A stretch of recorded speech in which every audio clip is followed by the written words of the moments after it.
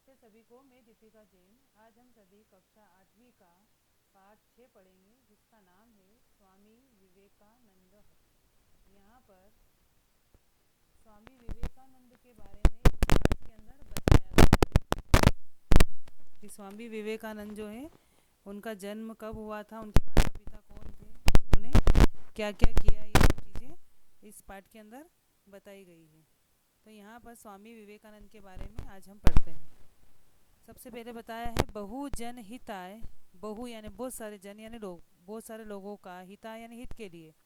बहुजन हिताय बहुत सारे लोगों के हित के लिए। बहुजन सुखाय बहुत सारे लोगों के सुख के लिए।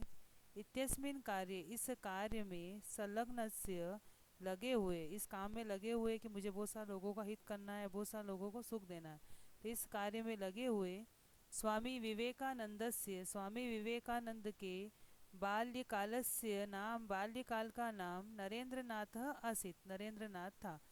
बहुत सारे लोगों के हित के लिए, बहुत सारे लोगों के सुख के लिए इस कार्य में लगे हुए स्वामी विवेकानंद के बचपन का नाम नरेंद्रनाथ था। तस्य जन्म, तस्य यानी उनका, जन्म यानी जन्म, उनका जन्म जनवरी मास से, जनवरी महीने की द्वादशे दिनांके 12 तारीख को, द्वा यानी 2 10 यानी 10 10 और 2 12, तो 12 तारीख को 1863 ख्रिस्ताब्दे यानी ईस्वी में, यानी 12 जनवरी 1863 में कोलकाता नगरे अभवत, कोलकाता नगर में हुआ।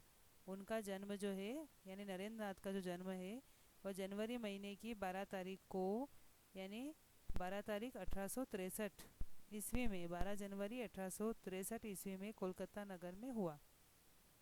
तस्य मातु नाम, उनकी माता का नाम, तस्य यानी उनकी मातु नाम, माता का नाम भुवनेश्वरी देवी, भुवनेश्वरी देवी आसित यानी था। उनकी माता का नाम भुवनेश्वरी देवी था। तस्य पिता, उनके पिता विश्वनाथ दत्त, उनके पिता का नाम जो था वो था विश्वनाथ, विश्वनाथ दत्त। तो उनके पिता विश्वनाथ दत्त जो है लब्ध प्रतिष्ठ, लब्ध यानी प्राप्त जिनको थी, प्रतिष्ठा यानी प्रतिष्ठा, यानी बहुत ख्याति प्राप्त थी, यानी बहुत फेमस थे। तो उनके पिता विश्वनाथ दत्त जो है वह ख्याति प्राप्त अभिभाषक यानी वकील आसित यानी थे। उनके पिता विश्वनाथ दत्त ख्याति प्राप्त वकील थे, यानी उनको बहुत वो प्रसिद्ध वकील थे।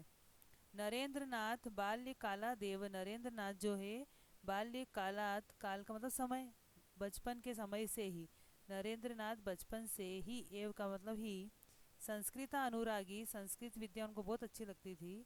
कुशाग्र बुद्धि यानी बहुत तेज बुद्धि वाले। मल विद्या आदिशु, जो कुश्ती आदि विद्या होती है उनमें, क्रीड़ासु यानी खेलों में, जो कुश्ती आदि जो खेल होते हैं उनके अंदर पारंगत, बहुत बहुत पारंगत थे, यानी उनको बहुत अच्छे से वो चीज़ आती थी। धार्मिक च आसित, और वो धार्मिक भी थे। तो नरेंद्रनाथ बचपन से ही संस्कृत अनुरागी थे, तेज बुद्धि वाले थे, कुश्ती आदि जो खेल होते हैं उनमें वो पारंगत थे और धार्मिक भी थे। इसके बाद में आगे और बताया है, तस्मीन काले यानी उस समय में रामकृष्ण परमहंस, रामकृष्ण परमहंस जो है अद्वितीय आध्यात्मिक ज्ञान पुंजस्य, अद्वितीय यानी जिसके समान दूसरा नहीं हो कोई भी, ऐसे आध्यात्मिक ज्ञान पुंज से, आध्यात्मिक ज्ञान जिनको है, आत्मा परमात्मा का ज्ञान जिनको है, उनके स्रोत आसित यानी स्रोत थे वो। उस समय में रामकृष्ण परमहंस जो है वह अद्वितीय आध्यात्मिक ज्ञान के पुंज स्रोत थे, यानी उनके पास में आध्यात्मिक ज्ञान बहुत सारा था रामकृष्ण परमहंस के पास। तस्य प्रभावेन, उनके प्रभाव से प्रभावित नरेंद्रनाथ, उनके प्रभाव से प्रभावित होकर के नरेंद्रनाथ जो है, तस्मात् देव उनसे ही परिवाज्रक दीक्षा, परिवाज्रक की दीक्षा यानी सन्यासी होने की दीक्षा प्राप्त यानी प्राप्त करी। रामकृष्ण परमहंस के प्रभाव से प्रभावित होकर के नरेंद्रनाथ जो थे उन्होंने सन्यासी बनने की जो दीक्षा है उनसे ही प्राप्त करी। दीक्षा अनंतरम, दीक्षा के बाद में, अनंतरम यानी बाद में, सह यानी वह जो है स्वामी विवेकानंद, यानी वह नरेंद्रनाथ जो है वह स्वामी विवेकानंद इति इस प्रकार के नामना नाम से प्रसिद्ध अभवत, प्रसिद्ध अभवत यानी हुए। दीक्षा के बाद में वही नरेंद्रनाथ जो है स्वामी विवेकानंद के नाम से प्रसिद्ध हुए। तथा यानी उसके बाद में, सह यानी वह स्वकीय ज्ञान दीप्त्या, अपने ज्ञान की ज्योति से, स्वकीय यानी अपने खुद की, ज्ञान दीप्त्या यानी ज्ञान की ज्योति से, सदुपदेश, सदुपदेश से अच्छे उपदेशों के द्वारा, जनान यानी लोगों को आध्यात्म परायण अकरोत, आध्यात्म की ओर अभिमुख किया। यानी उन्होंने क्या करा, स्वामी विवेकानंद ने उनके ज्ञान की ज्योति से सब लोगों को उपदेश दे करके उन्होंने आध्यात्म की ओर सब लोगों को अभिमुख किया। तस्य अवधारणा, उनकी ये सोच थी, उनकी अवधारणा थी, आसित यानी थी, यत की, तस्य अवधारणा आसित यत, उनकी अवधारणा थी कि प्रेमना प्रेम से, सत्येन सत्य से, पराक्रमेण और वीरता से, च यानी और कार्याणि सिद्धयंती, कार्य को सिद्ध कर सकते हैं। ऐसी उनकी सोच थी, ऐसी उनकी धारणा थी कि प्रेम से, सत्य से और मेहनत करके या बिल्कुल पराक्रम से कार्य को सिद्ध कर सकते हैं। तत् कोरु, तत् कुरु पौरुषम, उसका प्रयत्न करो, तत् यानी उसका, कुरु यानी करो, पौरुषम यानी प्रयत्न, उसका प्रयत्न करो कि हम प्रेम से, सत्य से, पराक्रम से कार्य को सिद्ध कर सकते हैं, इसलिए उसका प्रयत्न करो। आत्मभाव से विकास एवं कर्म, आत्मभाव का विकास ही कर्म है। आत्मभाव यानी अपने आप का जो मन का भाव होता है उसका विकास करना ही कर्म है। अनात्म भाव से विकास एवं अकर्म, अनात्म भाव का जो विकास होता है वही अकर्म है। यानी जो गलत काम है अगर उसके विचार हम ज़्यादा करते हैं तो वो अकर्म है। दौर्बल्येन किमपि न भवति, दुर्बलता किमपि बिल्कुल भी न भवति नहीं होनी चाहिए, दुर्बलता कभी भी नहीं होनी चाहिए। अतः सबलो भव, इसलिए क्या करें, सबल हो, अपने आप को बलवान बनाए, अपने आप को सबल बनाए, दुर्बलता कभी भी नहीं होनी चाहिए, ऐसा विवेकानंद की सोच थी। उन्होंने आगे उनकी सोच में बताया आगे, और जीवनस्य अर्थ उन्नति रस्ती, जीवन का अर्थ जो है, जीवनस्य अर्थ यानी जीवन का जो अर्थ है, हम जीवन जो जीते हैं उसका जो अर्थ है वो क्या है, उन्नति अस्ति, उन्नति है।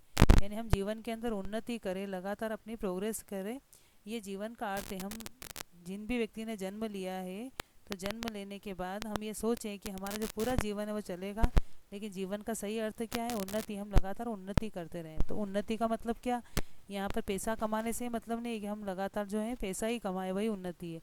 तो यहाँ पर आगे उन्होंने उन्नति का मतलब भी बताया, उन्नति तात्पर्य, उन्नति का तात्पर्य क्या है, हृदय से औदार्यम अस्ति, हृदय की उदारता, यानी आपका हृदय बिल्कुल उदार रहे सबके प्रति, सबका भला हम सोचें, यही उन्नति है जीवन की। परोपकार एवं जीवन गति, परोपकार ही जीवन की गति है, हम दूसरों का भला करते रहे तो हमारा जीवन जो है उसको गति मिलती रहेगी, तो जीवन की गति परोपकार ही है।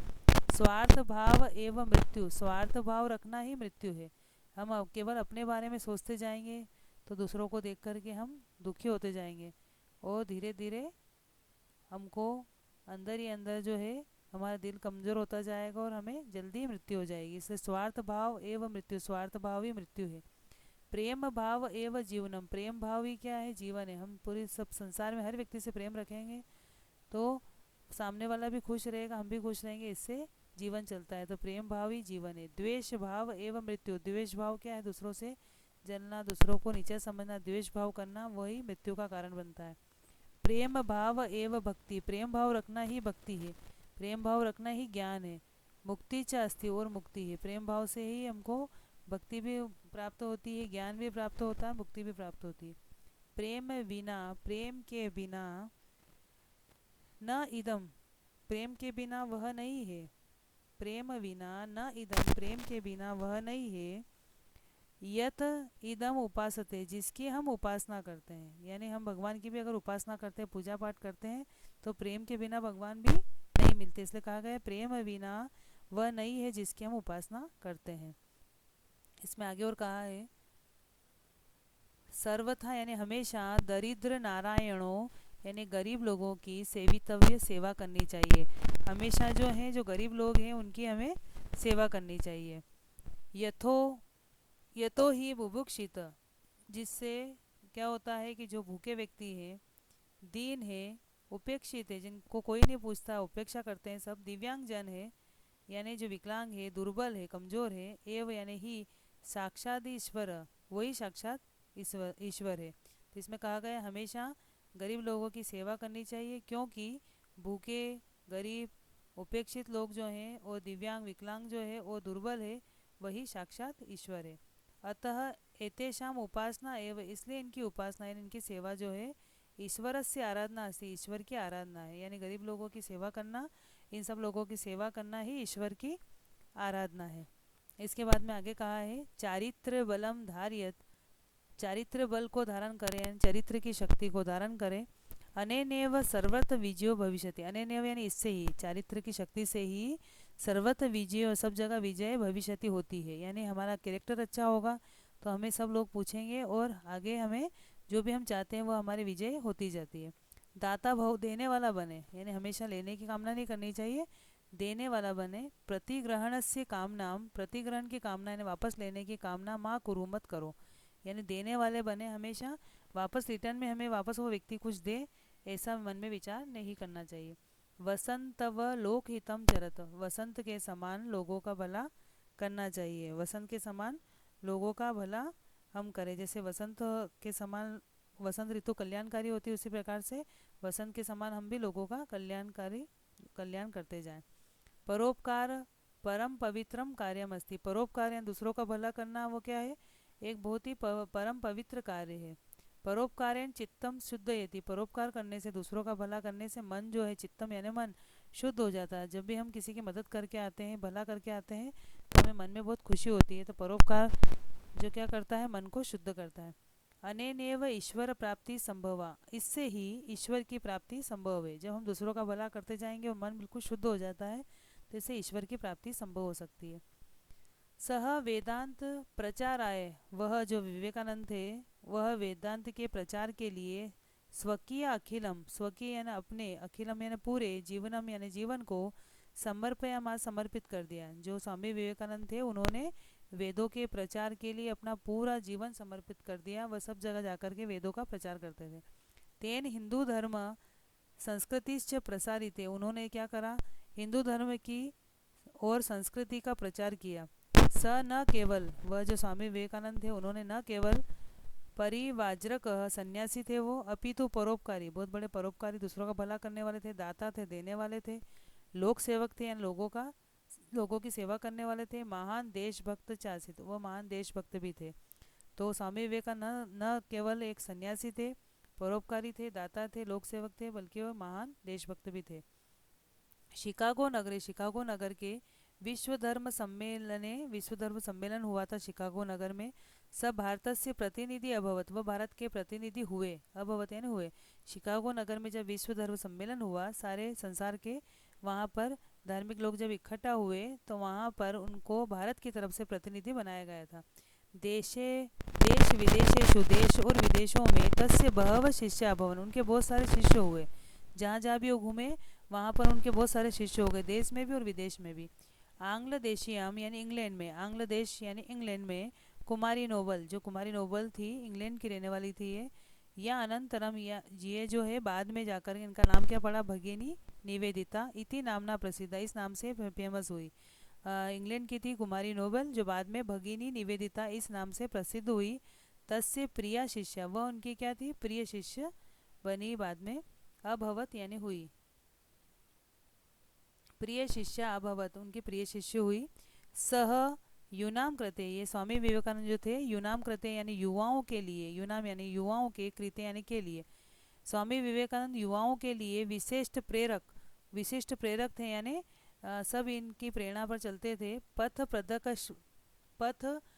प्रदर्शक चासित, और रास्ता दिखाने वाले थे ये, कि सब लोग इनके बताए हुए रास्ते पर चलते थे। भारतीय स्वतंत्रता संग्राम में अपनी, भारत का जो स्वतंत्रता संग्राम हुआ था उसमें भी, तस्य ऊर्जस्वलानी, उनके स्वामी विवेकानंद के ऊर्जस्वलानी यानी ओजस्वी भाषणानी, भाषण जो है, स्वाधीनता सैनिक का नाम, स्वाधीनता के जो सैनिक थे यानी जो लड़ाई करने जा रहे थे सैनिक, उनके कृत्य के लिए प्रेरणा स्पंदानी, प्रेरणादायक बने। स्वामी विवेकानंद के जो भाषण थे वह स्वतंत्रता संग्राम में जो भारतीय सैनिक थे उनके लिए प्रेरणादायक बने। उन्होंने क्या भाषण दिया था वहाँ पर, क्या उन्होंने कहा था जिसके कारण से प्रेरणादायक बने, तो उन्होंने कहा, उत्तिष्ठ, उठो, जागृत, जागो, और प्राप्त करो, वरानी बोधत, जो श्रेष्ठ है उनको पाकर के उनसे ज्ञान प्राप्त करो। उन्होंने कहा उठो जागो, वो जो श्रेष्ठ मनुष्य यानी अच्छे लोग जो हैं जिनमें बहुत ज्ञान है, उस श्रेष्ठ को पाकर के उनसे क्या करो, ज्ञान को प्राप्त करो। इति उपनिषद, ऐसा उपनिषद का ध्येय वाक्यम, ध्येय वाक्य है सजीवने आधारित, तो उन्होंने जीवन में धारण किया कि उठो जागो और जो श्रेष्ठ हैं उनको पाकर के उनसे ज्ञान को प्राप्त करो। अहर निशम, अहर यानी दिन, निशम यानी रात, रात दिन, ब्रह्म कर्म साधना, ब्रह्म कर्म की साधना में साध्यमान लगे हुए, एव यानी ही, दिन रात ब्रह्म कर्म की साधना में लगे हुए ही जुलाई मास से जुलाई महीने की चतुर्थी दिनांक की 4 तारीख को 1902 ख्रीस्ताब्दे 1902 ईस्वी में, यानी 4 जुलाई 1902 में सब ब्रह्मलीनो जात, वह ब्रह्मलीन हो गए यानी वह स्वर्ग सिधार गए। स न केवलम भारते, वह न केवल भारत के लिए अपितु विदेशस्वपि, विदेशी लोग जो थे वह भी प्रसिद्ध, वहाँ पर भी प्रसिद्ध हुए, विदेशों में भी ये प्रसिद्ध हुए, न केवल भारत में अपितु विदेश में भी प्रसिद्ध हुए। तेन भारतस्य प्राचीन गौरवम, जो स्वामी विवेकानंद थे उन्होंने भारतस्य प्राचीन गौरव, भारत के प्राचीन गौरव को विदेशेषु, विदेशों में भी स्थापित किया। रविन्द्रनाथ टैगोर कथयति, रविन्द्रनाथ टैगोर ने कहा था कि यत यानी कि यदि कोई भारतीय संस्कृति को ज्ञातुम इच्छति, जानना चाहता है, तरही तो प्रथम सबसे पहले तेन यानी उसको, उस व्यक्ति को स्वामी विवेकानंद के विषय में पठितव्यम, पढ़ना चाहिए। रविन्द्रनाथ टैगोर ने तो कहा था कि यदि कोई भारतीय संस्कृति के बारे में जानना चाहता है तो सबसे पहले वह स्वामी विवेकानंद के विषय के बारे में पढ़े। इस प्रकार से यहाँ पर स्वामी विवेकानंद के पूरे जीवन के बारे में बताया गया था। आप वीडियो के माध्यम से इसका अनुवाद करने की कोशिश करें। धन्यवाद।